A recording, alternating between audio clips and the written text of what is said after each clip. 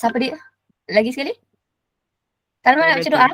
Alright, okay. Bismillahirrahmanirrahim. Silakan. Bismillahirrahmanirrahim. Allahumma ftah alaina hikmatak وانشر علينا من خزائن رحمتك يا أرحم الراحمين رب اشرح لنا صدورنا ويسر لنا أمورنا واحلل عقدة من لساننا يفقهوا قولنا ربنا آتنا في الدنيا حسنة وفي الآخرة حسنة وقنا عذاب النار وصلى الله على سيدنا محمد وعلى آله وصحبه وسلم والحمد لله رب العالمين. Amin. Alhamdulillah. Alright. So kita nak masuk tajuk terakhir. Alhamdulillah hari ni adalah kita punya last class dan Alhamdulillah kita akhirnya kita dah habis bab 15. Kira hari ni hari last yang kelas yang last. So basically saya terus nak buat revision sikit. Tak sabar sih nak habiskan kelas ni, dah macam nak merdeka kan. Okay, so bab 15 ni adalah bab mengenai pembiakan. Alright, perkembangan dan juga pertumbuhan. So kita dah settle pasal sistem pembiakan manusia, lelaki dan perempuan. Kita dah belajar mengenai gametogenesis, which is terbahagi kepada dua, spermatogenesis dan juga oogenesis. Okay, kemudian kita dah belajar apakah yang berlaku dalam kitar haid. So kitar haid ni dia berlaku dekat dua tempat. Satu adalah dekat uterus, satu lagi adalah dekat ovari. So dalam kitar haid ni kita dah belajar mengenai perkembangan folikel, penebalan endometrium, ovulasi dan macam mana corpus luteum ini terbentuk.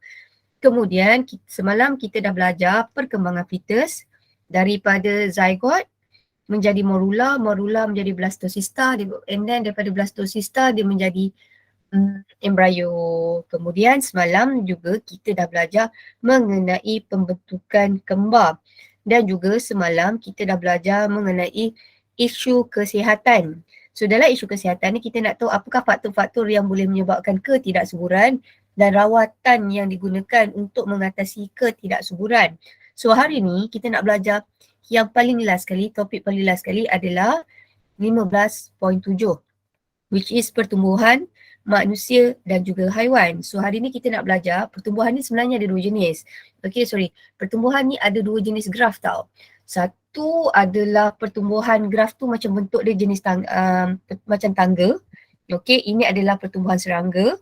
Okay, satu lagi adalah ni pertumbuhan tangga ni dan satu lagi adalah pertumbuhan sigmoid. Okay, now dalam buku teks awak boleh tengok adalah pada muka surat 303. Right, 303. Okay. 303.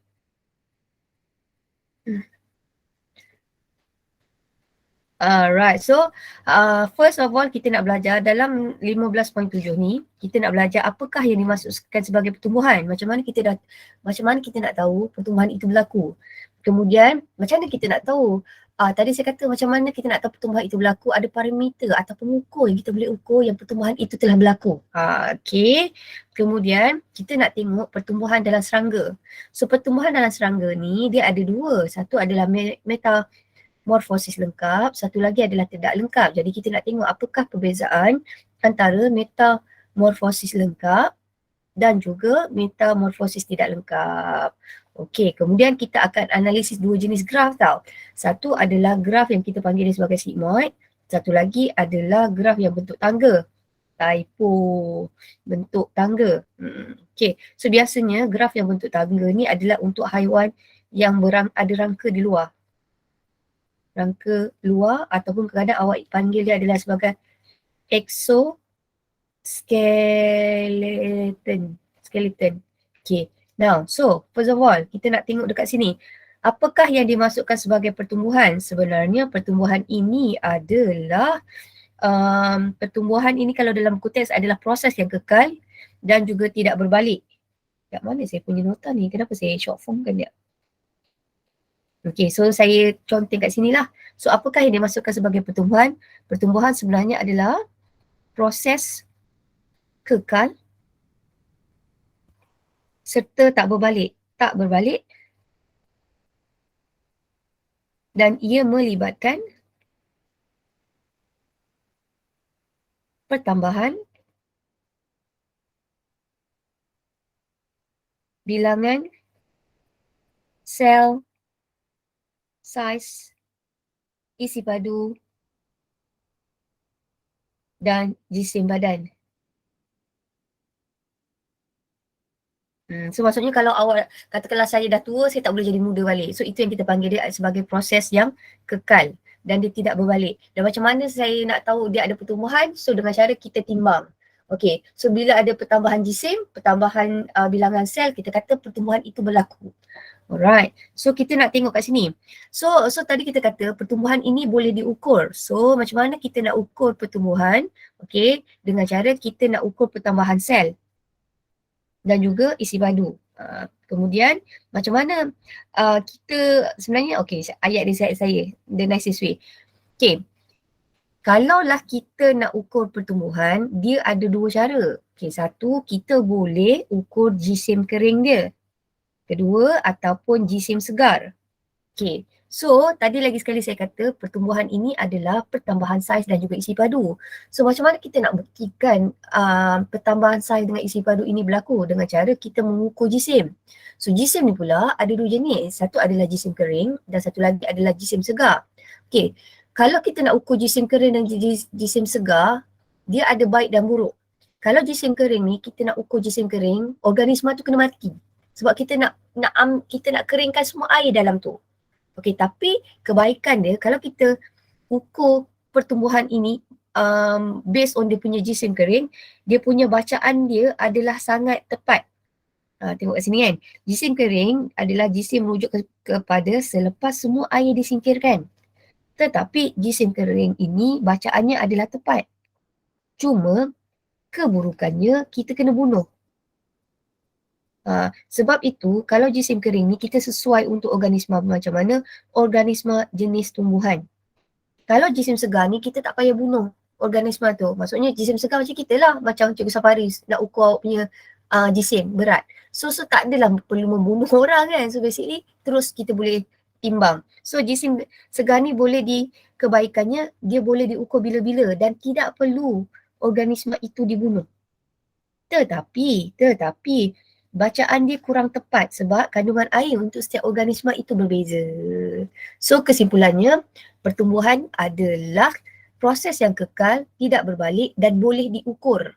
Dan kita boleh ukur pertumbuhan ini dengan cara kita mengukur jisim kering ataupun jisim segar. Sampai sini okey tak?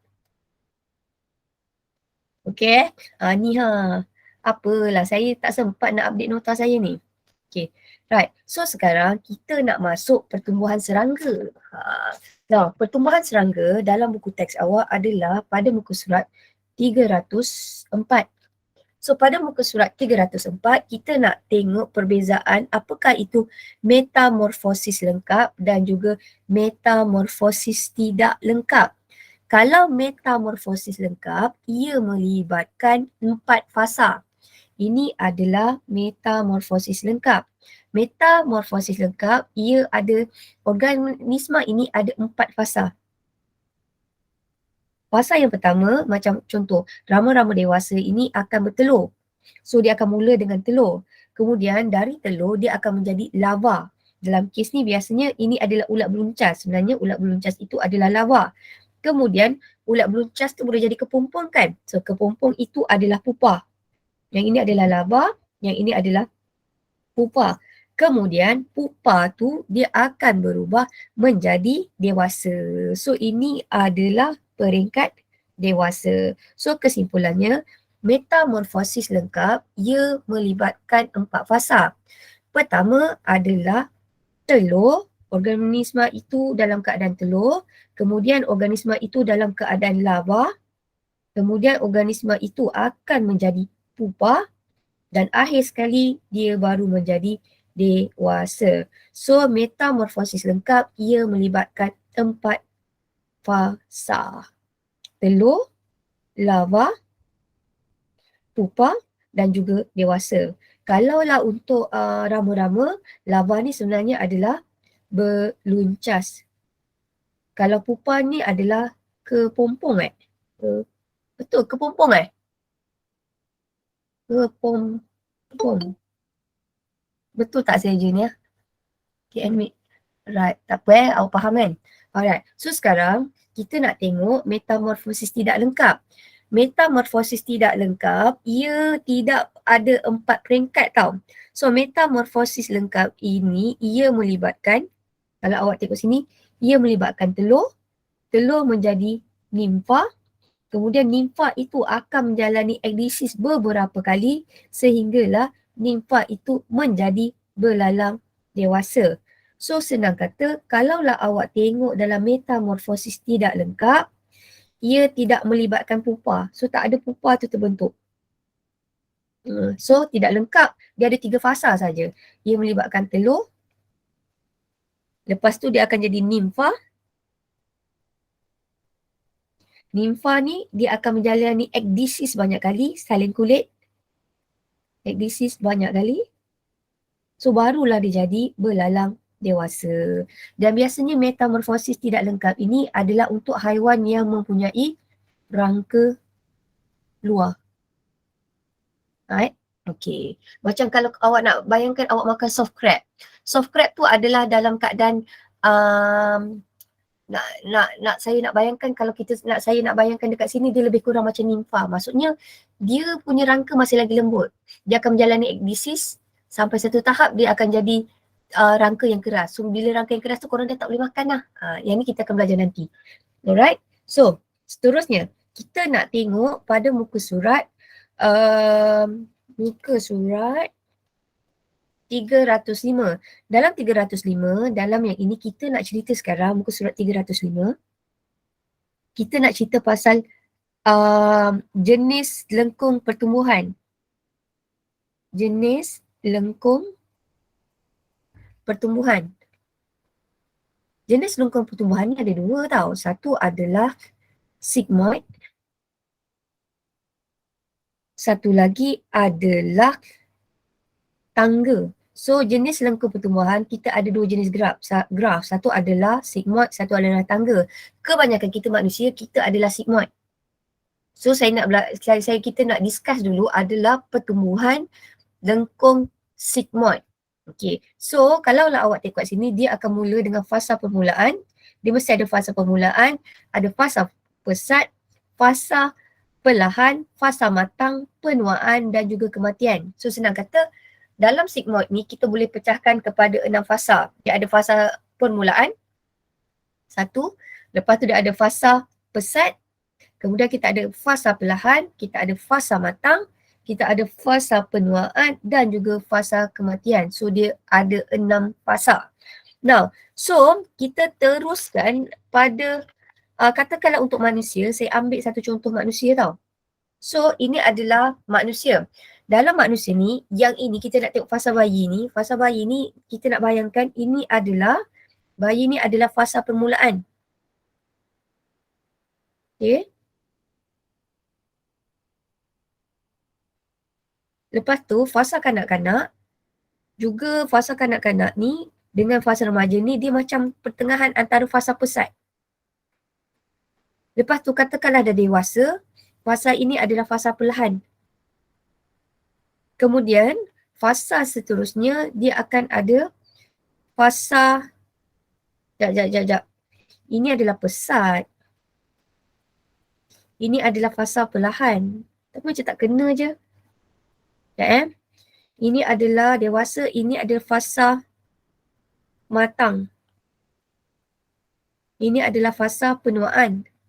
Ini adalah fasa, last kali dia adalah fasa kematian.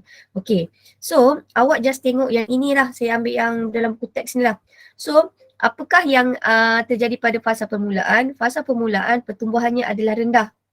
Okay, ia melibatkan pemanjangan sel tetapi pemanjangan selnya adalah sedikit. Ia merupakan penyesuaian pada sumber baharu. Saya nak ambil contoh kalau bayi baru lahir. Sebenarnya kalau bayi baru lahir, mula-mula tau dalam masa sebulan. Lepas tu dia akan pesat tau. Masa sebulan, awal-awal dia seminggu, sebenarnya berat dia jatuh sikit tau. Berat bayi tu jatuh sikit je. Sebab dia nak adapt dengan dunia luar. Sebab sebelum tu, bayi tu besar dalam keadaan fetus, dia dapat nutrien adalah daripada placenta. Lepas tu bila dia duduk kat luar, dia kena beradaptasi. So basically asalnya dia mesti drop sikit. Anything kalau mula-mula dia nak adapt, dia akan drop. So bayi baru lahir, dia punya jisim tu sebenarnya dia drop sikit. Okay, lepas tu bila dia dah adapt dengan dia punya persekitaran yang baru, maksudnya dia dah lahir, dia dah boleh adapt and then dia punya paru dah boleh berfungsi dengan baik, jantung dia dah boleh berfungsi dengan baik, dia akan tiba seterusnya adalah fasa pesat. So masa ni kalau beli baju ke apa kan, kalau kanak-kanak kan, kalau korang perasan dia beli baju je cepat macam budak tu cepat besar. So ini kita panggil dia adalah fasa pesat. Fasa pesat ni dia punya pertumbuhan adalah paling cepat. Sebab masa ni dia membahagi dengan akting. Fasa ni kalau bayangkan nak kejauhan nak makan je. Macam sikit-sikit lapar. Itu adalah fasa pesat. Kemudian kalaulah fasa perlahan ni dia dah slow sikit. Dia ada pertumbuhan tapi pertumbuhan itu perlahan. Yang pesat tu sebenarnya adalah macam kanak-kanak. Kanak-kanak adalah sangat pesat. Bila dah remaja dia naik. Okay, bila remaja dia naik. Okay. Kemudian dia naik tapi dia tak sepesat sebelum tu. So senang kata fasa kita yang pesat adalah kanak-kanak masa akhir balik. Kanak-kanak akhir balik. Lepas dah reach akhir balik, katakanlah perempuan, let's say awak akhir balik, let's say umur 11. 11-12 tu korang punya pertumbuhan adalah sangat pesat tau. Right? Bila korang dah masuk 15, nak ke 18, pertumbuhan korang dah perlahan. Sebab tu kalau awak perasan perempuan dia punya height tinggi dengan lelaki, let's say form 1 ataupun darjah 6. Awak akan perasan budak perempuan darjah 6 ataupun di tingkatan 1, kebanyakan budak perempuan dia punya tinggi adalah lebih tinggi berbanding lelaki. Sebab masa tu dia orang dah tengah akhir balik, so dia punya pertumbuhan dia adalah sangat pesat. Lelaki pula contoh, dia akhir balik umur 12 ataupun katakanlah saya ambil lah tingkatan 1 atau tingkatan 2. Bila dia tingkatan 1, tingkatan 2, dia baru nak naik. And then bila dia form 3, baru awak perasan dia tinggi. Okay, tapi kalau perempuan, bila korang dah akhir balik, korang pesat 2-3 tahun tau. Lepas tu, bila korang umur 15 sampai 16, 17, 15 sampai 16, korang punya pertumbuhan tu dah perlahan. Korang tak boleh tinggi macam shoot tinggi. Dia cuma boleh naik, let's say, dalam setahun, your height tu boleh naik 1 cm je, 2 cm je, dia tak boleh naik banyak. So dia ada pertumbuhan tapi pertumbuhan itu perlahan. Kalau lah fasa matang, macam saya matang, saya dah tak boleh tinggi. So maksudnya apa yang jadi dekat fasa saya ni adalah saya hanya boleh, katakanlah kalau saya luka, dia hanya menggantikan tisu-tisu yang rosak. Dia tiada melibatkan pertambahan sel. Tetapi kalau lah fasa pesat, ada sel bertambah. Perlahan ada sel bertambah. Macam saya, sel saya tak bertambah. Cuma kalau saya luka, sel yang luka atau yang mati, maksudnya sel baharu yang ada itu hanya menggantikan tisu-tisu yang dah mati. Itu je. Alright. Dan akhir sekali adalah fasa penuaan. Fasa penuaan ni jadi negatif. So sebab tu kalau orang dah tua, umur dia 60-70, awak akan perasan dulu dia tinggi. Lepas tu dia dah jadi bungkuk. Jisim dia makin kurang. So kalau lah penuaan, kita nak kata kat sini pertumbuhan dia adalah negatif. Dan akhirnya adalah fasa kematian. Okay. Right. So kita nak teruskan adalah dalam proses ekdisis. Nah, proses ekdisis ni awak tengok dalam buku teks awak adalah pada muka surat 306. So ekdisis ni adalah proses apa? Ekdisis ni bahasa mudah dia adalah salin kulit dan dia berlaku secara berkala. Mempunyai lengkungan bentuk sigmoid. Salah. Saya sorry tau, saya tak update nota ni. Ini 2021 punya nota. Okay. Haiwan berangka luar akan menyedut udara, kembangkan badan. So kita nak tengok proses ni tau. Okay, jom let's say saya terus tunjuk daripada sini. So tadi kita kata ini adalah untuk rangka luar. Haiwan rangka luar ni dia menjalani kitar. Nama dia adalah what do we call it? Pertumbuhan menjalani 2 jenis pertumbuhan. Maksudnya kalau lengkungan pertumbuhan dia dalam bentuk tangga. Kalau jenis pertumbuhan serangga, ini adalah metamorfosis tak lengkap, tidak lengkap. Okay, dalam metamorfosis tidak lengkap, kalau awak tengok dekat sini, okay, Ini kita panggil dia proses yang ini adalah proses ekdisis. Okay. Nah, proses ekdisis ni dia berlaku secara berkala. Maksudnya nampaklah kalau awak nampak dekat sini, ni kan, awak nampak kat sini dia berlaku berkala. Okay. Kemudian awak nampak kat sini, dia kata kat sini adalah bentuknya adalah tidak selanjar.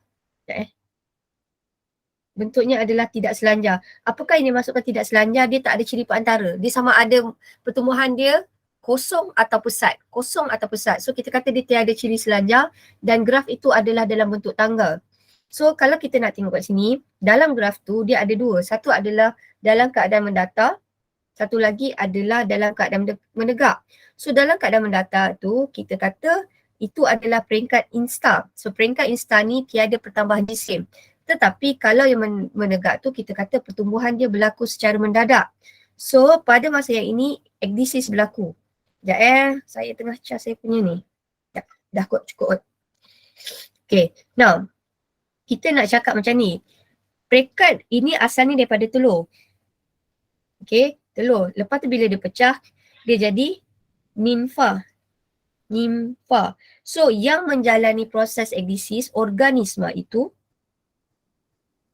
kita dikenali sebagai nimfa. Okay. Nimfa ni dia akan menjalani ekdisis. Ni ekdisis. Okay, so yang ini ekdisis. So apakah itu ekdisis? Ekdisis tu kalaulah awak tengok dalam buku teks awak, ekdisis ni adalah peringkat masa ni rangka luar dia pecah. So bila rangka luar pecah, senang kata bila nimfa ni dalam keadaan ekdisis, dia tak ada rangka luar. Okay, ekdisis ni adalah peringkat nimfa. Okay, rangka luar nimfa, rangka luar pecah untuk bentuk rangka baharu. Okay, sekejap bagi saya padam sikit.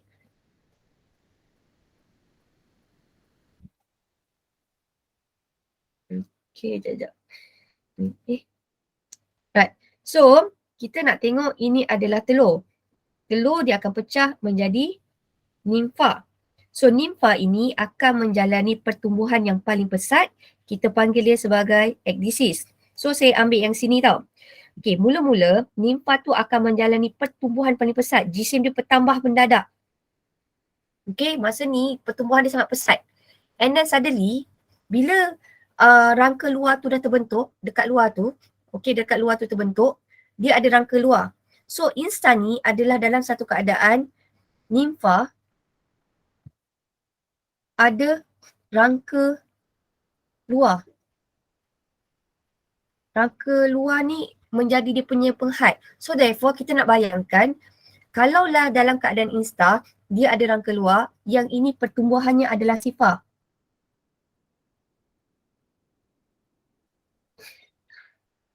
Adalah sifar. Apa ni Mariana? Ya. Adalah sifar. Okey. So, kita nak cakap kalaulah nimfa itu dalam keadaan insta, saya ambil insta 2 tau.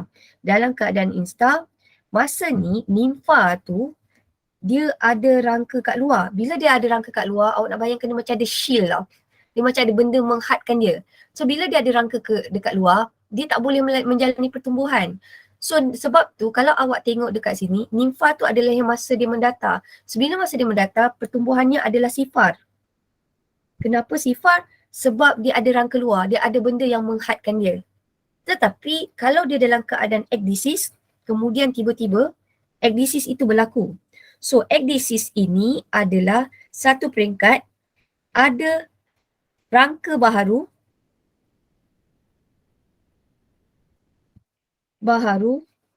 terbentuk di bawah rangka lama. Kita nak bayangkan macam ni. Katakanlah awak nampak saya pakai, katakanlah saya pakai sweater. Okay. Katakanlah ini rangka luar saya yang lama tau. Ini rangka luar saya yang lama. Kemudian dalam peringkat ekdisis ni, saya ada baju baru kat dalam. baju baru kat dalam ni dia tengah tumbuh. Okay, dia tengah tumbuh, therefore baju saya yang luar ni, kulit luar dia yang lama ni, dia akan pecah. So basically awak nak bayangkan ada rangka baru tumbuh bawah rangka lama. Rangka lama, katakanlah yang hitam ni rangka baru. So therefore, dalam peringkat disease, rangka baru ni yang warna hitam ni, katakanlah yang warna hitam, dia tumbuh. Bila dia tumbuh, dia start tumbuh, dia akan pecahkan rangka yang lama ni. Bila dia pecahkan rangka yang lama, rangka baru ni yang warna hitam ni dia tengah lembut tau. So, dia belum keras lagi. So bila dia tengah lembut, dalam keadaan yang lembut ni, okay, serangga tu dia akan menyedut udara untuk mengembangkan badan sampai yang dia paling besar. Sebelum rangka yang baru tu keras. Boleh faham tak kat sini? Saya risau ni. Sebab saya tak boleh tengok muka awak. Awak nak saya ulang lagi sekali tak? Is it okay? Faham cikgu? Alright, okay, terima kasih. So awak just ingat lagi sekali, ecdysis adalah satu peringkat. Serangga tu nak tumbuh rangka baharu. Rangka baharu tu tumbuh dekat bawah. Logiknya ini rangka lama nak tumbuh kat situ. So rangka baharu yang tumbuh tu, dia akan macam memecahkan rangka yang lama. Dia koyak lah, baju tu koyak. So nak bayangkan yang ini dia terus koyak. Bawa dekat luar tu, dekat dalam tu ada rangka yang baru. Tetapi rangka baharu yang baru tumbuh tu, dia lembut tau. Macam korang makan soft crack. Perasan tak? Soft crack dia lembut lagi. Tapi soft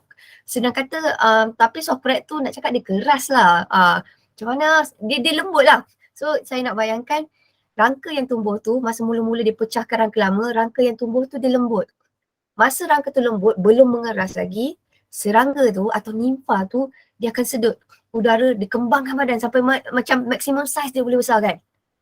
Okay, so proses ini berlaku banyak kali sampailah serangga itu dewasa, dia akan dapat dia punya rangka luar yang paling keras. So basically, soft crab tu adalah organisma rangka luar dalam keadaan nimfa. Dia ada rangka luar tetapi rangka luar tu masih lembut lagi.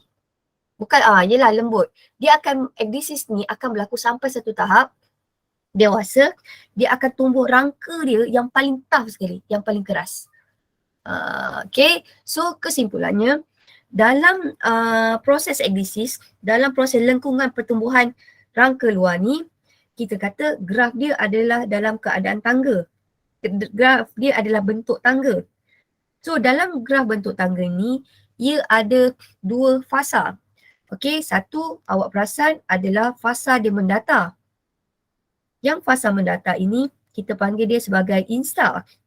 Instar ni apa? Instar ni adalah keadaan peringkat ini tiada pertumbuhan atau pertumbuhannya adalah sifar. Kenapa? Sebab dia ada rangka luar. Kemudian tiba-tiba suddenly ada rangka baru nak cuba tumbuh. Okay. So rangka baru tu nak cuba tumbuh tu dia adalah dalam peringkat ecdysis. So peringkat ecdysis ni ada rangka baharu tumbuh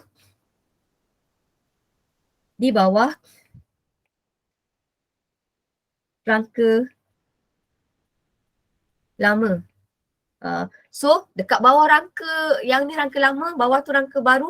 So rangka baru tu nak tumbuh, dia akan pecahkan rangka lama. So bila dia pecahkan rangka lama, masa tu nimfa dia dalam keadaan dia punya rangka tu lembut lagi, so dia akan sedut banyak udara. So bila dia sedut banyak udara, dia cuba sedut tu dalam banyak yang sebanyak mungkin lah. Sebab dia nak dapatkan pertambahan saiz dengan lebih cepat. Dan proses ini berlaku banyak kali sehinggalah mencapai peringkat dewasa. So boleh faham tak? Boleh. Boleh, alhamdulillah. So kita nak tengok latihan. Ni saya terangkan sikit. Bagaimana ecdysis berlaku? Ecdysis ni adalah satu keadaan apabila rangka baharu terbentuk di bawah rangka lama. So sebelum rangka baharu itu menjadi keras, serangga akan menyedut udara untuk menambahkan isi padu. Okay, so tindakan dia ni menyedut udara ni dia boleh pecahkan rangka luar. Dan dia akan kembangkan sampailah rangka baharu itu menjadi keras. Okay. Now, latihan. Huraikan cara mengukur pertumbuhan haiwan. Macam mana kita nak ukur pertumbuhan haiwan? Kita pakai jisim segar ke atau jisim kering? Biasanya haiwan mana satu kita sesuai? Segar. Yes, kita pakai segar. So dekat sini dia kata haiwan boleh diukur menggunakan perubahan saiz, isi padu dan juga jisim ataupun dengan dia punya jisim segar. Now, apakah beza antara metamorfosis lengkap dengan tidak lengkap? Lengkap dengan tidak lengkap. Kalau lah tadi kita kata dia lengkap, dia ada berapa fasa? 4. Yes, ini ada 4 fasa. Yang sini hanya 3 ke tadi? 2 ke? Macam 3 fasa. Kalau sini 4 fasa dia ada fasa telur. Lepas tu dia ada, kalau beluncas tu fasa apa sebenarnya? Nimfa. Lava, terima kasih. Kalau beluncas tu adalah dalam fasa lava. Kalau kepompong tu apa sebenarnya? Pupa. Yes, pupa. Lepas tu dia jadi dewasa. Tetapi kalaulah dalam metamorfosis tidak lengkap ni, dia start telur. Lepas tu dia ada nimfa. Lepas tu nimfa ni dia akan jalani ekdisis banyak kali. Okay, dia ekdisis. Lepas tu barulah dia jadi dewasa. Oh, lepas tu saya nak tambah sikit. Kalaulah metamorfosis tidak lengkap, ini adalah untuk serangga yang ada rangka luar. Yang ni dia ada rangka luar. Yang ni tiada rangka luar. So kita tengok jawapan dia. Dalam metamorfosis lengkap, organisma mengalami 4 peringkat. Which is telur, larva, pupa dan dewasa. Manakala dalam metamorfosis tidak lengkap, ia akan mengalami beberapa peringkat ekdisis sebelum menjadi dewasa. Maksudnya kalau tidak lengkap dia ada menyebabkan ekdisis. Satu lagi kalau saya nak tambah, kalau lah lengkap ni biasanya dia haiwan tu tak ada rangka luar. Contohnya macam rama-rama, nyamuk, lalat. Tapi kalaulah yang dia metamorfosis tidak lengkap, biasanya dia adalah contohnya kalau paling senang saya ambil belalang, ketam, lipas. So itu dia menjalani metamorfosis tidak lengkap. Alright. So do you have any question? Tajuk ni senang sebenarnya. Ada tak masalah? Tak ada. Tak ada. Sebelum tu lupa. Okay. Jelaskan peristiwa yang berlaku masa pertumbuhan pesat. Okay, kat sini adalah kadar pertumbuhannya paling cepat, pembahagian sel pemanjangan berlaku. Kemudian dia kata kat sini, mengapakah serangga perlu menjalani proses ekdisis? Kerana ekdisis tu dapat menambahkan saiz dengan lebih cepat. Dan satu lagi, serangga tu perlu menjalani ekdisis untuk menjalani rangka luar. Alright, so saya nak bagi latihan sebenarnya. Latihan tu yang lebih kurang sama macam awak punya soalan periksa akhir tahun. Sekejap.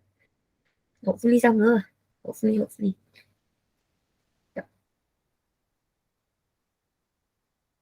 Nampak pula dia nak loading ni.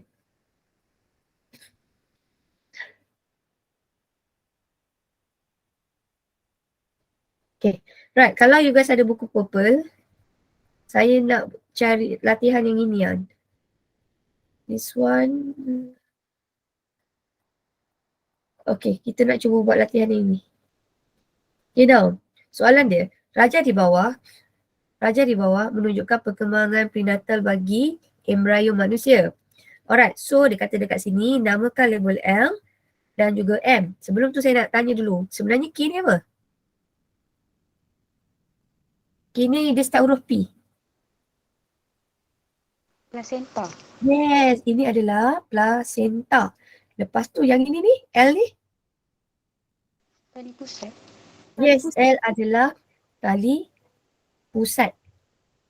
So M ni adalah apa? Pendali amnion. Yeay, ini adalah bendalih amnion. So dia kata kat sini namakan struktur yang berlabel L dan M. So L adalah tali pusat.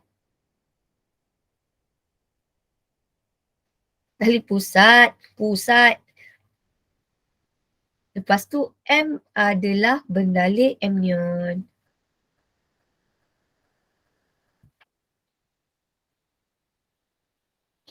Kemudian, nyatakan fungsi N dan juga O.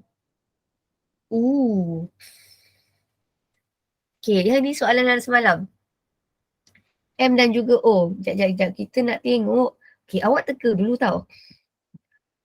Kalaulah N ni, dia nak bagi bahan ni tau, dia keluar. Maksudnya kalau dia bawa keluar ni adalah bahan kumuh.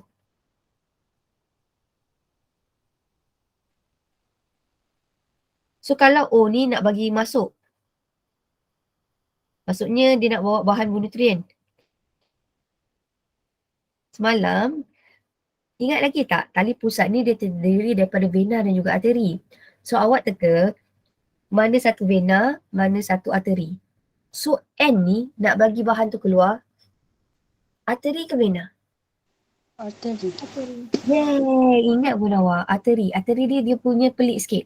So kalaulah N tu arteri, O ini adalah vena. Kita panggil vena apa? Vena tali pusat.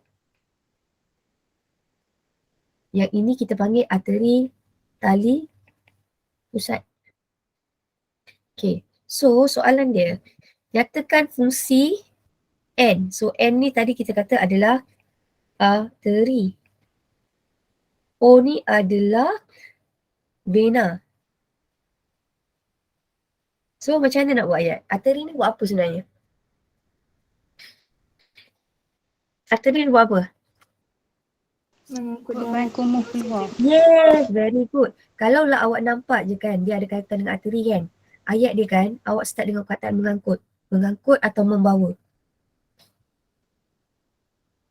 Okay, so mengangkut membawa bahan kumuh.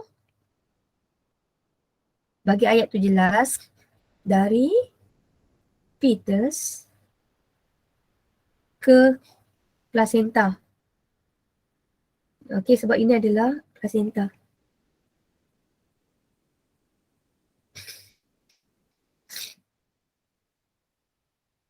Ataupun orang kata bawa bahan kumuh, betul lah plasenta. Plasenta. Okay, katakanlah kalau vena pula dia mengangkut juga tau. Mengangkut atau membawa. Tapi dia membawa apa? Darah beroksigen. Yes, dia bawa darah beroksigen ataupun nutrien dari Placenta ke fetus. yeah, dari plasenta ke fetus. Now, menyatakan kepentingan struktur K. Semalam. K ni adalah plasenta. So, apakah kepentingan plasenta? Allah, kenapa ni? Oi. Astaghfirullahalazim. Apakah kepentingan plasenta? Tapak pertukaran bahan antara fetus dan ibu. Yes, tapak pertukaran bahan antara fetus dengan ibu. Kejap, saya terkeluar. Sekejap. Sekejap. Sabar. Tapi hari ni saya dah relax sikit tau sebab kita dah habis. Saya tak janji, saya tak janji tau saya boleh buat kelas face to face tau. Sebabnya saya ada rasa macam tak nak tengok pagar sekolah selama seminggu sebelum sekolah buka. So basically tengok dulu macam mana. Kalau saya okay, kita discuss nanti, tapi so far saya rasa macam bagi saya relax dulu lah. Sebabnya actually saya dah dekat berapa hari, saya hari-hari pergi sekolah. So basically macam rasa macam saya nak recharge dululah macam tu. Okay. So saya tak janji kelas face to face. Tapi kalau buat kelas online tu, insyaAllah saya boleh. Okay. Tak janji tau, so jangan marah tau. So apakah fungsi plasenta? Lagi tadi tempat pertukaran bahan kan awak cakap? Betul tak? Tempat pertukaran bahan. Lagi? Sebagai organ organ yang merembes hormon. Terima kasih, sebagai organ endokrin yang rembeskan hormon.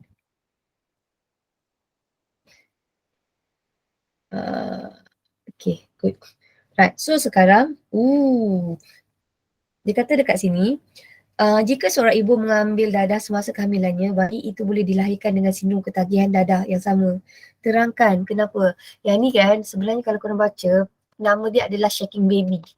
Shaking baby tu sian tau. Saya kalau saya tengok video dekat YouTube tu, saya rasa macam nak nangis sebab bayi tu, ibu tu dia drug addict yang teruk tau. So bila dia drug addict yang teruk, sebenarnya dia dalam keadaan tidak rasional kan. So bila dia tak ada keadaan rasional, dia tetap ambil dadah masa dia pregnant. So kesannya baby tu lahir, baby tu dah ketagih. Dia menggigil, ni tak tipu. So baby tu nak kurangkan menggigil, doktor ada bagi dia dos dadah sikit. Nak kurangkan dia shaking. Okay, dia bagi dadah sikit. Maksudnya mula dia bagi dos banyak ni. Lepas tu dia nampak dah baby tu macam dah okey sikit kan. Dia kurangkan dos. Kurangkan dos. Tapi sedihnya, maksud saya bayi tu tak bersalah. Tapi bayi tu lahir-lahir dah ada addiction. So macam mana bayi tu boleh dia boleh ada ketagih? Macam mana bayi tu boleh ada ketagihan?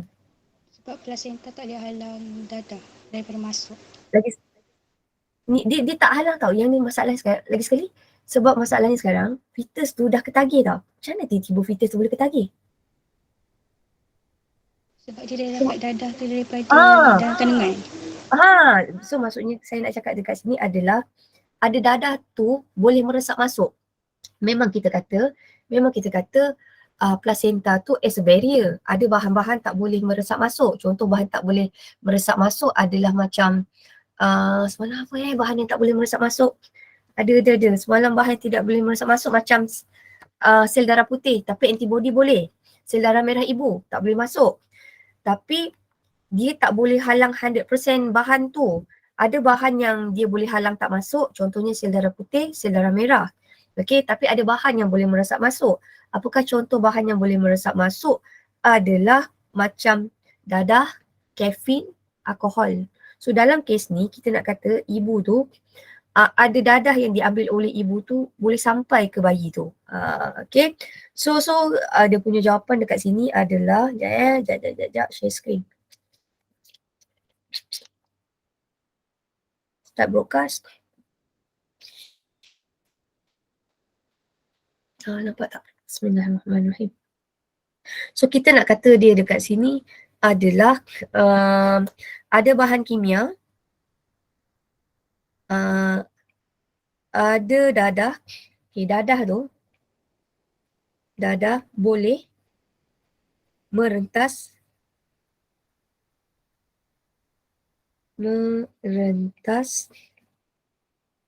membran plasma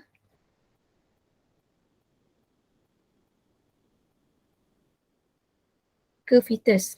Cikgu, plasma ke placenta? Placenta. Terima kasih.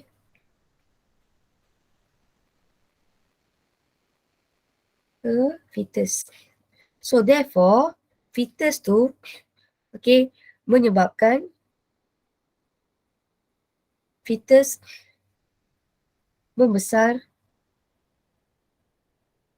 bergantung dengan dadah. So maksudnya dadah tu, baby tu dah dapat dadah sejak dalam kandungan.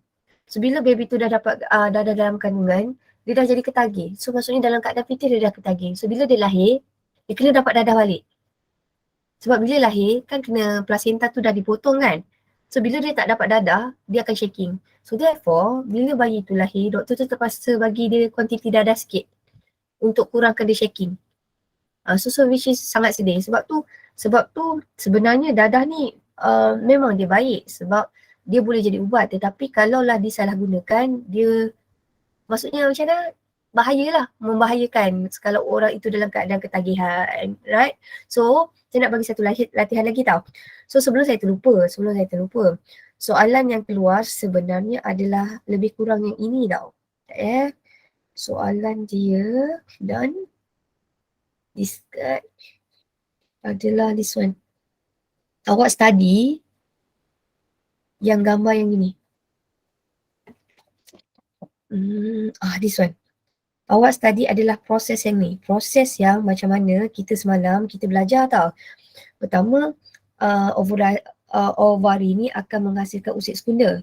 So penghasilan usid sekunda ni kita panggil dia sebagai ovulasi. So maksudnya mula-mula ada mengalami ovulasi. So ovulasi itu adalah pembebasan usid sekunder. Selepas pembebasan usid sekunder, berlakunya proses apa ni sebenarnya ni?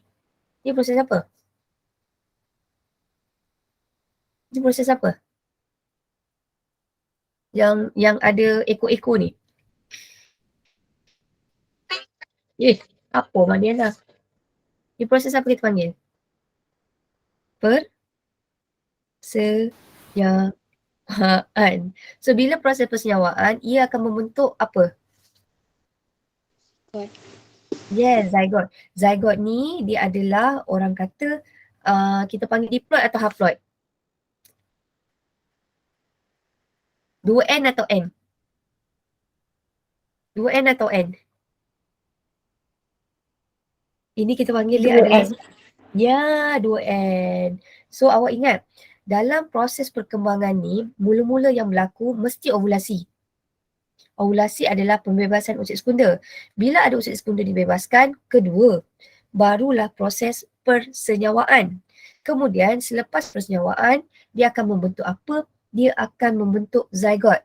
Zygote adalah satu sel yang diploid. Lepas tu daripada satu sel, ia akan menjalani 2 sel, 4 sel, 8 sel. So proses nak jadikan zygote 2 sel, 4 sel, 8 sel ni, ia melibatkan proses apa ni sebenarnya? Ni proses apa?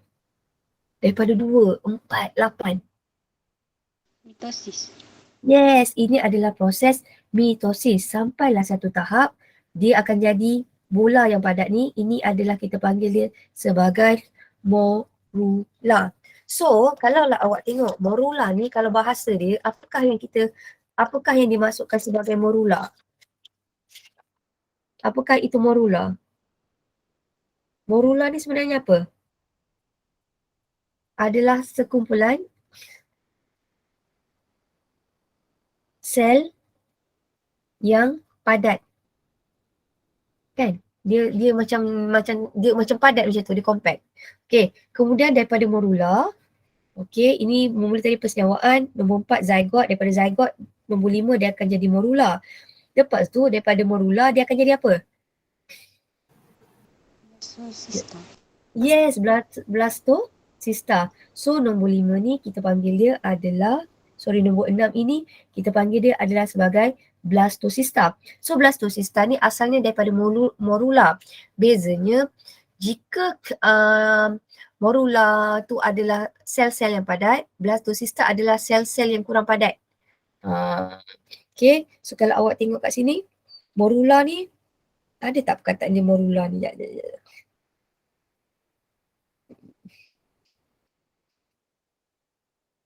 Morula ni nanti, blastocista ni nanti dia akan jadi bahagian, dia ada sel-sel yang mempunyai rongga. So blastocista ni kalau kita nak bayangkan, dia nanti adalah sekumpulan sel yang ada rongga.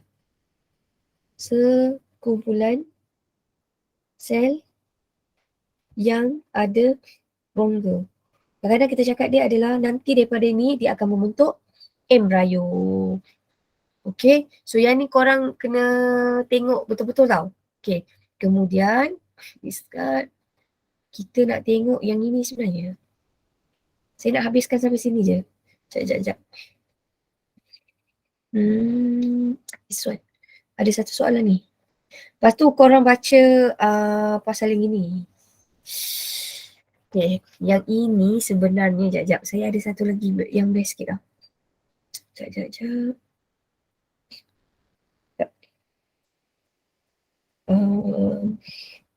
Homeostasis. Ada satu soalan. Sekejap.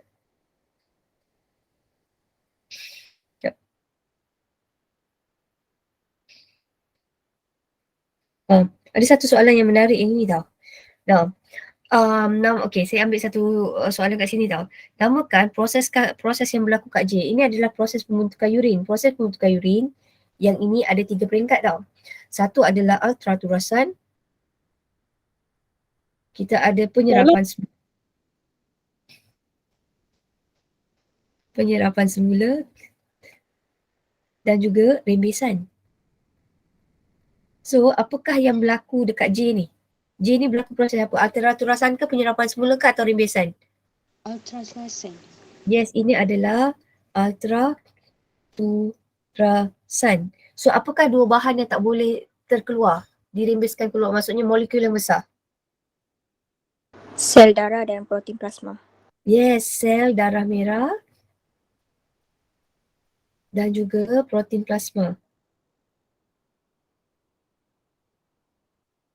Uraikan bagaimana proses yang dibentuk, macam mana ultraturasan ni berlaku. Disebabkan apa? Bermula, perbezaan diameter. Awak nampak sini kan? Perbezaan diameter mewujudkan tekanan hidrostatik menyebabkan sebahagian komponen darah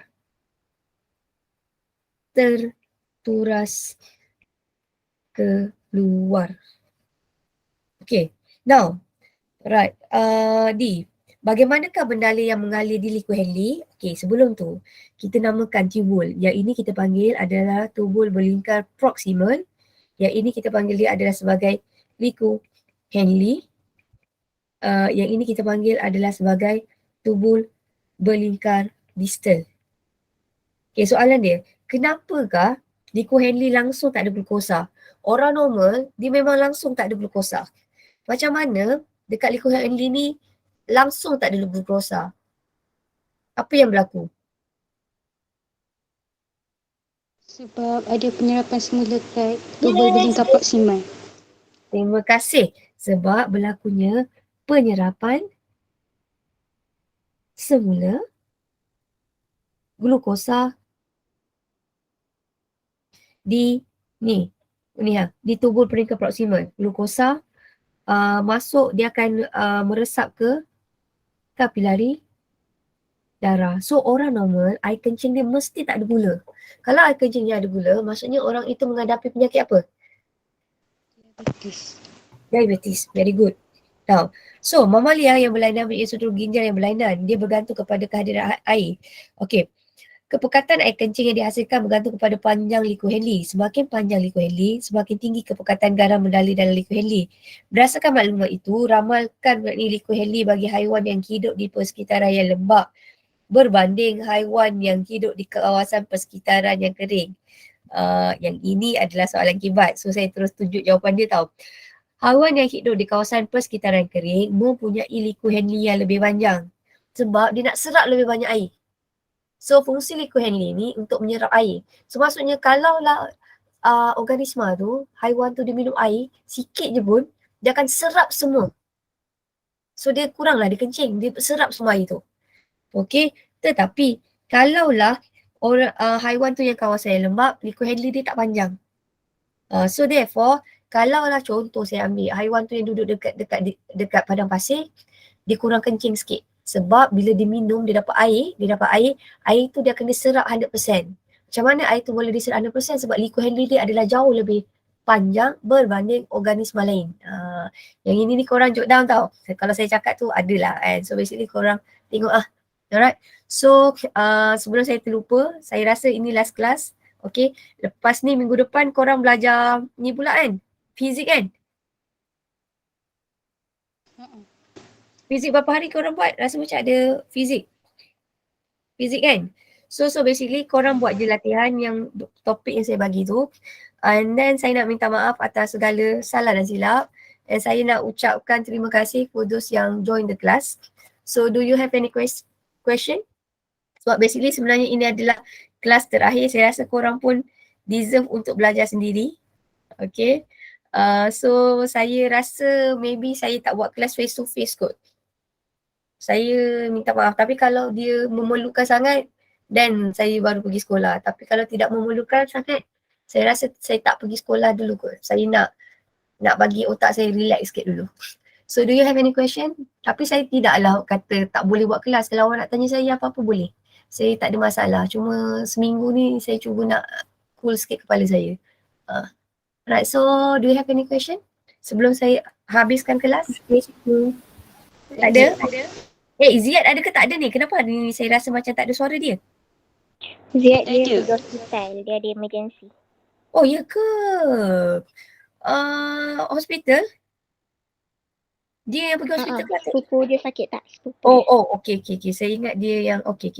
So saya ingat dia yang ni. So basically korang boleh tengok pool. Saya ada bagi pool kan? Alright. So korang tengok kat situ dulu. Kalau korang ada masalah ke apa, korang boleh tanya. Okay.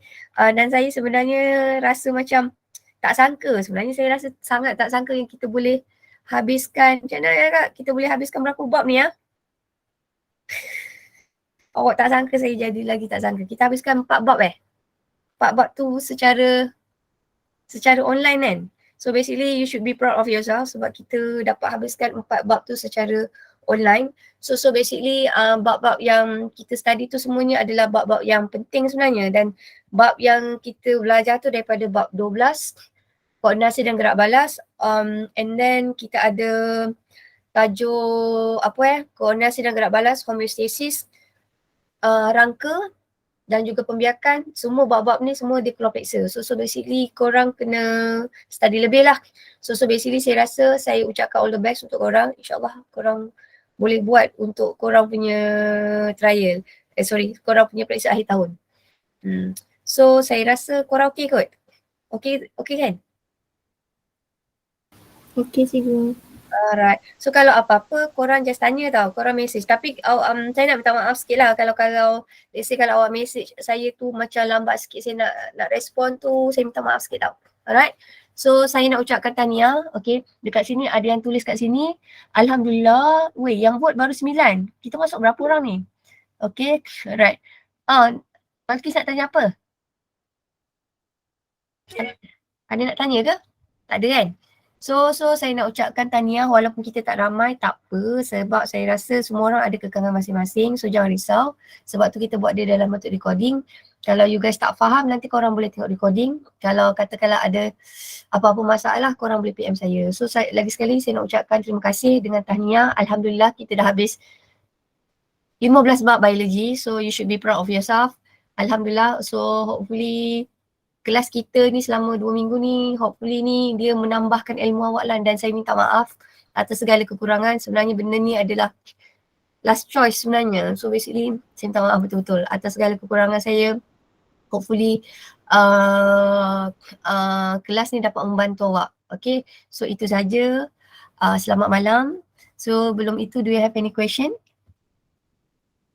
Ada apa-apa masalah? Tak ada. Ada. So again, lagi sekali terima kasih, tahniah semua yang tak dapat join kelas, jangan nangis. So korang bolehlah tengok recording nanti, okay? So jangan give up dulu dengan bio, so insyaAllah korang boleh buat, okay?